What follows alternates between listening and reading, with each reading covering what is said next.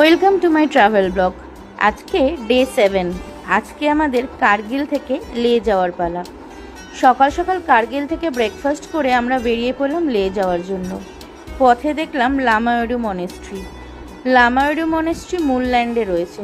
মুলল্যান্ড মানে এখানকার পাহাড়গুলো চাঁদের মাটির মতো, পুরো মাটির পাহাড় এগুলি।